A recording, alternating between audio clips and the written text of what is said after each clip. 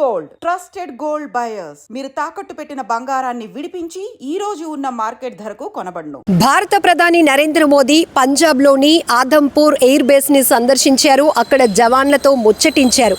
అంతేకాదు భారత్ మాతాకి జై నినాదాలను హోరెత్తించారు. ఆపరేషన్ సింధూర్ సూపర్ సక్సెస్ తర్వాత ఇక్కడ ప్రధానమైనటువంటి ఎయిర్ బేస్గా చెప్పుకునే ఆదంపూర్ ఎయిర్ బేస్ని మోడీ సందర్శించడం కీలకంగా మారిందని చెప్పొచ్చు. ఇదొక శుభ పరిణామం అని కూడా చెప్పొచ్చు.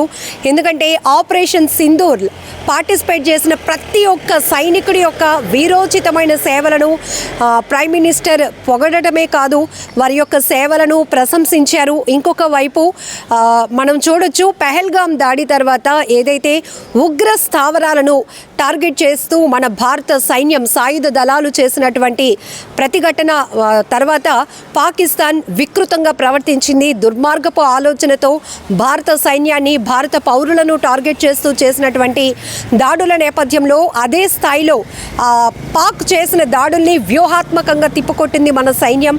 ఈ నేపథ్యంలోనే ఆపరేషన్ సింధూర్ ద్వారా పెహల్గాం దాడిలో బాధిత మహిళలు ఎవరైతే తమ భర్తల్ని పోగొట్టుకుని కన్నీరు కార్చినటువంటి మన భారత మహిళలకు ఖచ్చితమైన న్యాయం చేయాలనే ఉద్దేశంతో ఈ ఆపరేషన్ అభ్యాస్కి ఆపరేషన్ సింధూర్గా కూడా పేరు మారుమ్రోగింది. ఖచ్చితమైనటువంటి న్యాయం జరిగింది అనే అభిప్రాయం కూడా పెద్ద ఎత్తున వ్యక్తమైంది. మన భారతీయ మహిళలు కన్నీరు పెట్టుకొని మోడీకి చెప్పండి అంటూ ఉగ్రవాదులు ఇచ్చినటువంటి స్టేట్మెంట్ని చాలా సీరియస్గా తీసుకున్న తర్వాత ప్రైమ్ మినిస్టర్ మోడీ మన సాయుధ దళాలను సిద్ధం చేశారు. Ready to attack, ready to strike అంటూ ఇచ్చినటువంటి పిలుపుతో మన సైన్యం వీరోచితంగా పోరాడి పాక్ ఉన్నటువంటి ఉగ్రవాదుల దుశ్చర్యను కూడా అదే స్థాయిలో తిప్పికొట్టింది. ఆ తర్వాత అమెరికా అధ్యక్షుడు ట్రంప్ తీసుకున్న పెద్దన్న పాత్ర వల్ల ఇరు దేశాల మధ్య కాల్పులు ఇక విరమిస్తున్నట్లు కూడా ప్రకటించాయి. సీజ్ ఫైర్ కూడా అనౌన్స్ జరిగింది. ఆ తర్వాత కూడా పాకిస్తాన్ ఇంకా దుర్మార్గపు ఆలోచనతో అక్కడక్కడ దాడులు చేస్తూ తెగబడుతూ ఉండటం, ఏదేమైనప్పటికీ కూడా మన భారత సైన్యం ఎప్పుడూ సంసిద్ధంగా ఉండాలి అనే ఆత్మస్థైర్యాన్ని, మనోధైర్యాన్ని కూడా ఇచ్చారు ప్రధాని మోదీ.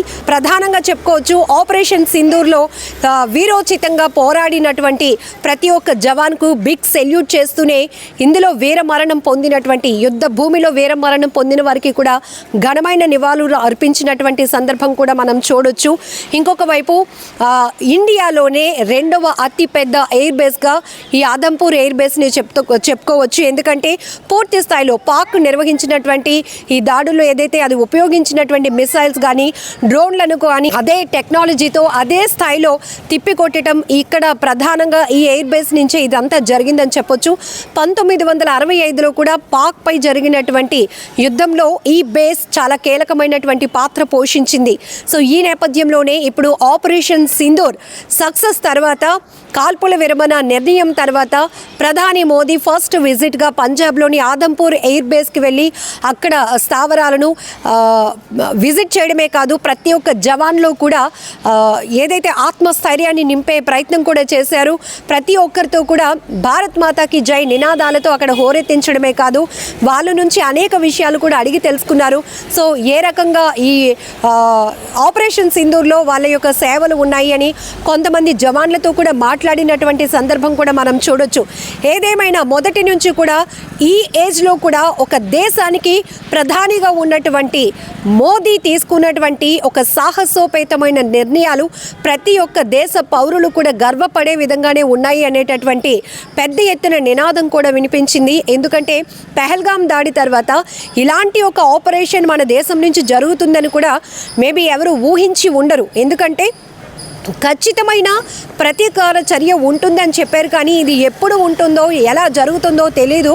కానీ ఆల్ ఆఫ్ సడన్ కొద్ది గంటల్లోనే దేశ ప్రజలందరినీ కూడా ప్రిపేర్ చేస్తూ ఒకవైపు సైన్యాన్ని సిద్ధం చేసి భద్రతా సంసిద్ధతను కూడా ఏ రకంగా ప్రధాని మోదీ చేపట్టారు అనేది కూడా పెద్ద ఎత్తున విశ్లేషకులు కావచ్చు, మొత్తం యావత్ దేశాలు కూడా భారత వైపు చూడటానికి మరొక అవకాశం ఈ ఆపరేషన్ సింధూర్ అని చెప్పొచ్చు. ఎందుకంటే go and tell to Modi అనే ఉగ్రవాదులు మన భారతీయ మహిళలు ఎవరైతే పెహల్గాంలో ఉన్నటువంటి సుందర ప్రాంతాన్ని సందర్శించి ఆనందంగా తిరిగి రావాలి అనుకున్నటువంటి మహిళల సింధూరాన్ని చెరిపేసినటువంటి ఉగ్రవాదులకు సరైన చెంపదెబ్బ తగిలించినటువంటి మన దేశంలో ప్రతి ఒక్కరూ కూడా గర్విస్తున్నారు. మన భారతీయులైతే గనుక పూర్తి స్థాయిలో సోషల్ మీడియా వేదికగా మేము సైతం దేశం కోసం అంటూ ప్రతి ఒక్కరూ నినదించిన తీరు కూడా ఎంతో దేశభక్తిని ఉప్పొంగేలాగా చేసిందని చెప్పొచ్చు.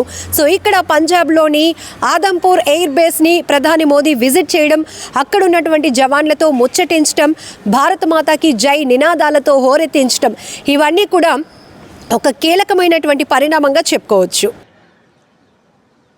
दुश्मन को दिखाई देता है भारत माता की जय। जब हमारी फौजें न्यूक्लियर ब्लैकमेल की धमकी की हवा निकाल देती है तो आकाश से पाताल तक एक ही बात गूंजती है, भारत माता की जय।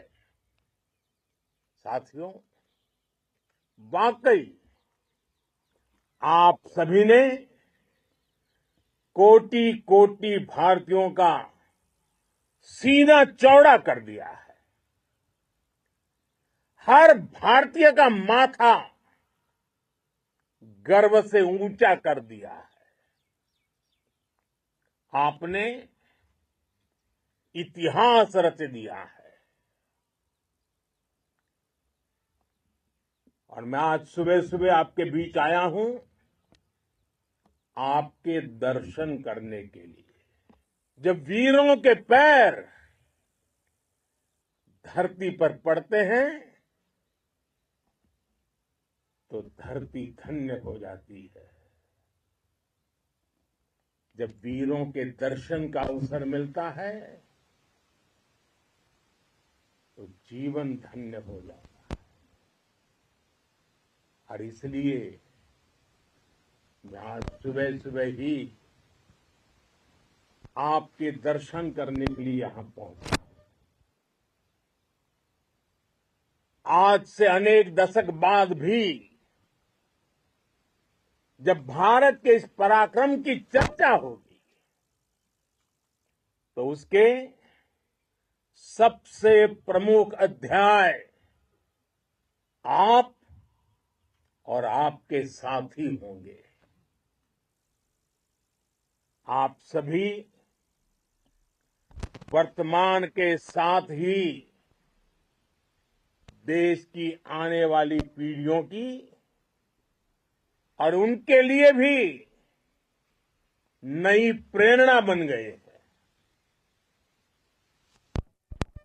मैं वीरों की इस धरती से आज एयरफोर्स, नेवी और आर्मी के सभी जाबाजों,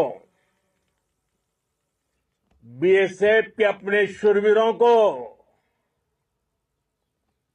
सैल्यूट करता हूं। भारत माता की, भारत माता की, भारत माता की, वंदे वंदे वंदे वंदे वंदे।